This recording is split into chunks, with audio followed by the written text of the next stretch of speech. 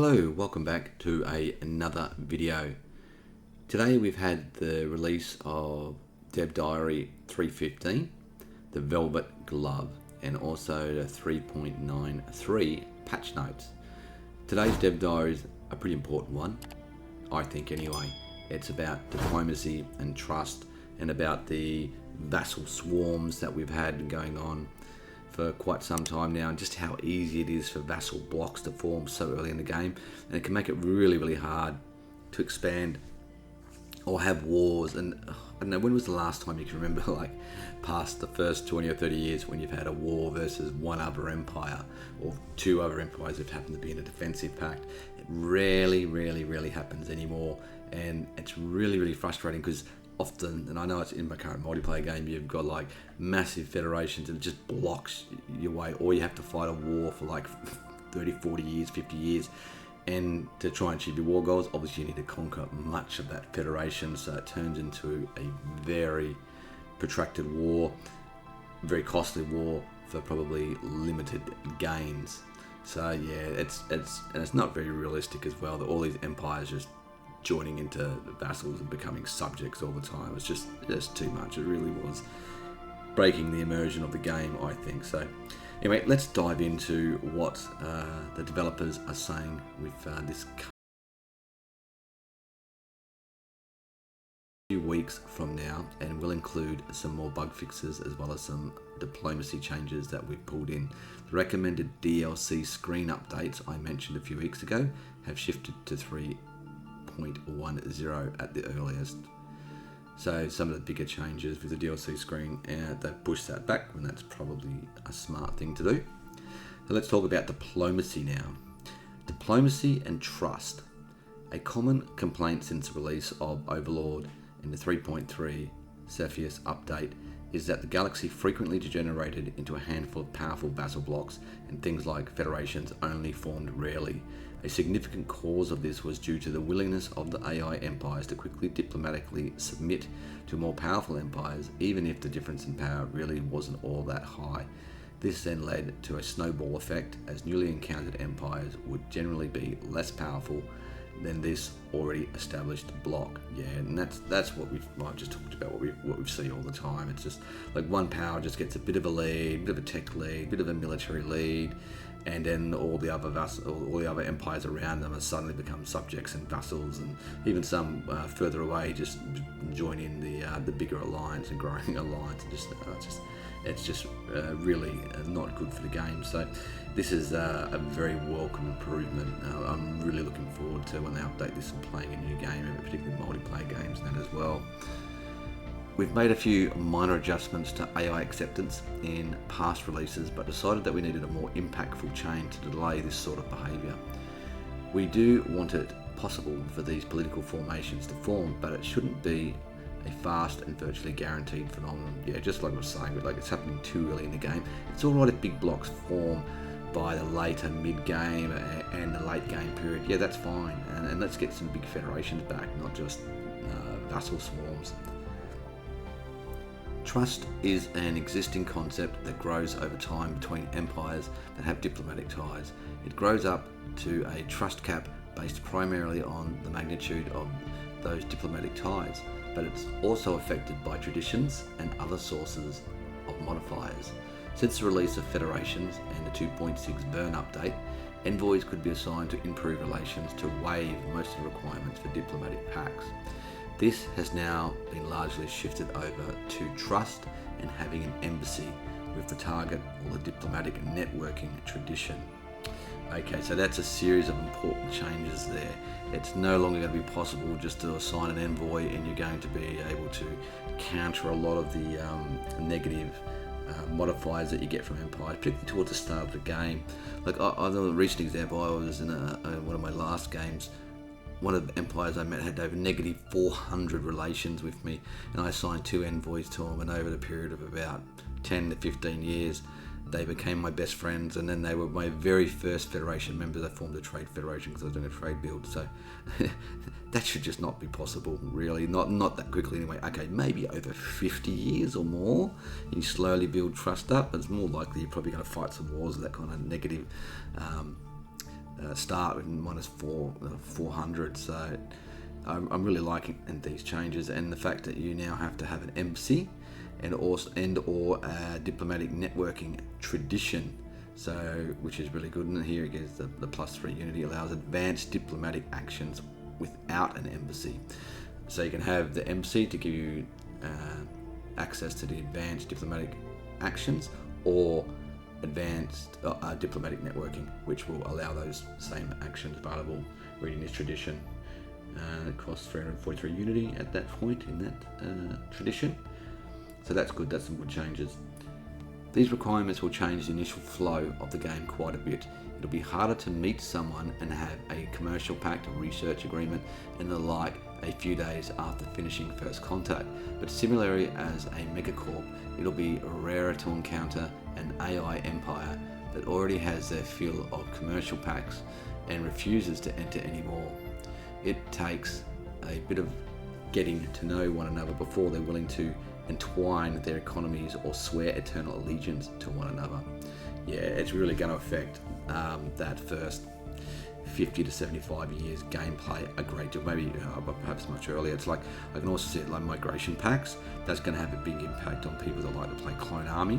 I know, like, I've been dabbling in Clone Army a little bit lately, and not being able to get a migration pack early and just limits yourself to only the clones without having to be able to grow some other pops, or even if a standard bio empire being able to colonize other worlds by getting migration packs. If you've got a continental habitability, be able to colonize either cold worlds or desert worlds, dry planets. That's a great benefit. And even in some races they have tomb world habitability and getting those benefits, and habitat habitability, those type of things. So that's going to make a big change to the game, and they might have to look at that maybe with migration packs on, because that would give other empires, types of empires or governments like Vassals, hive minds and things like that, who can colonize a wide variety of planets. It could be a little bit of a balance issue there, but we'll see how it plays out.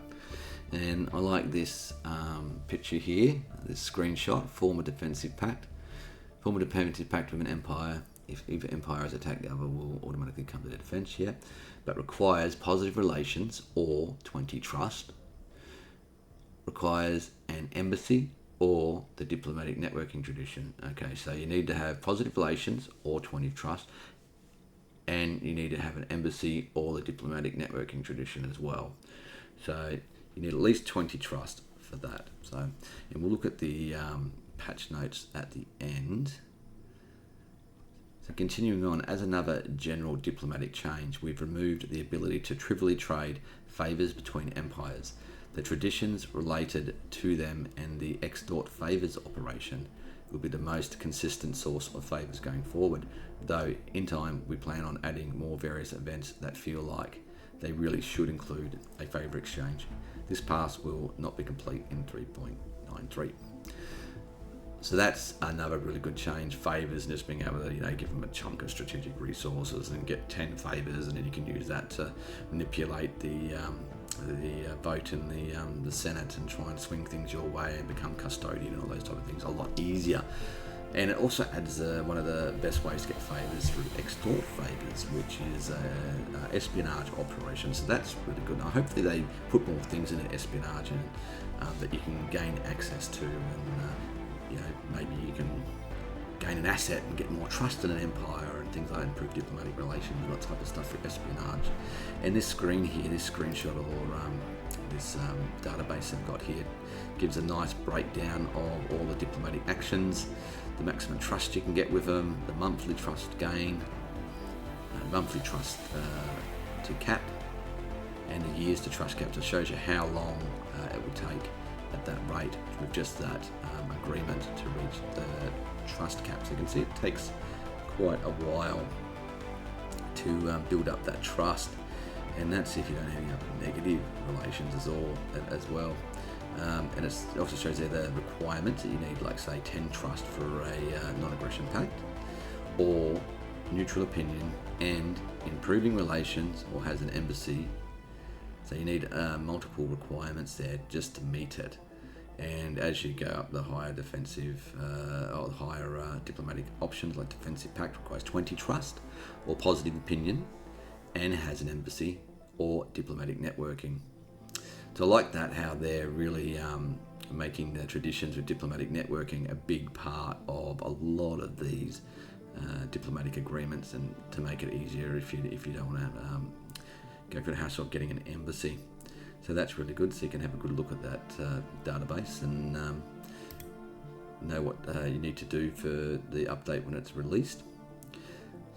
So internal testing has shown these changes to be really effective at reducing the vassalization blobs while still allowing them to form either over the long term or through judicious application of violence. Subjugation war goals do not require trust. This also gives a potentially interesting hook for the smear campaign operation when we revisit espionage sometime in coming updates. I like that, judicious application of violence, meaning conquest, or so you can still force empires to become your subjects through conquest, which is really good. So you can keep doing it that way, and that's the harder way to do it, and then nerfing the diplomatic options to get vassals, which is really, really good. And generally in a rule in our multiplayer games, we don't allow any diplomatic vassalization of any AI empires, and players can't accept diplomatic offers from AIs for that, and we don't allow we only allow limited changes to, if you get vassalized, we only allow limited changes to it, so you can't manipulate it to gain big advantages. Next week we'll be examining a potential 3.10 feature, the leader consolidation and trait balancing. You can see in this picture it looks like for the leaders, which get the normal mineral bonus, we get the 8 minerals and then up to 32. Looks like they've changed that to a planet effect, minor jobs +2, and that's a governor. So maybe they're going to limit it to governors that can actually govern planets, rather than having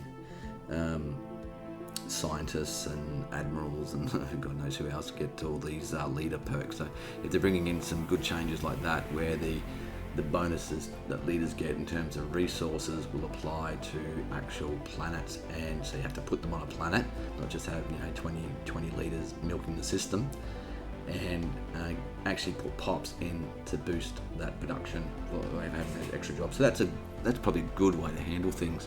So you can boost your mining, energy, alloys, consumer goods that way, rather than just giving the leaders just a normal bump, which I think everyone agrees now that it's just too powerful. It's really distorting the game. And I'd like to see them too maybe nerf the ship build speeds and build costs a bit more as well, because everyone just stacks them up and reduces their costs and stuff as well. So they should really look into that a little bit as well. So I know they wanted to make leaders better, but by adding too powerful of traits, it can really distort the game. But anyway, if you're getting ship build speed, I guess you're not getting other benefits from leaders, which can be a problem. So now let's have a look at the patch update 3.93, the diplomatic patch notes. So what we've got is balance, rebalance requirements for diplomatic treaties to require trust, which is what we've talked about. Having less than 50 trust with an empire imposes a -100 acceptance on them becoming your subject or overlord. So that's the minimum requirement now. You need that trust, you need to build up that trust, so you're not going to be able to get them just very quickly, and AIs are going to be really restricted in building up their subjects unless they win via war or over a longer period of time to build those relations. Remove the ability to trade favours. Yep, that's good, great. Insulting someone decreases their trust of your empire. That's logical. The intimidation menace perk now allows you to ignore diplomatic requirements for proposing subjugation. So if you become the crisis tradition, then you will obviously negate a lot of these requirements. So that's pretty obvious as well. That should be allowed. So that's good. The AI will no longer request to become the subject or overlord of another empire unless they have 50 trust with the other party. Great, so they can get spammed with requests. Certain AI personalities, Federation builders, spiritual seekers, migrating flocks, and peaceful traders are now 25 times more likely to select diplomacy traditions. Well, that's good. So because that's a key origin or build of their civilizational empire, so that's good that they'll actually pick that to take advantage of it. The AI will no longer request to be subjugated by empires that are equivalent or weaker than them. So that's great. That's an obvious flaw, obvious bug really in the subjugation design. Trust between nations is now visible in the main diplomatic screen. That's good. So they've added an option there. You can easily see all the trust of the empires that you're building up in the diplomatic screen. That's good.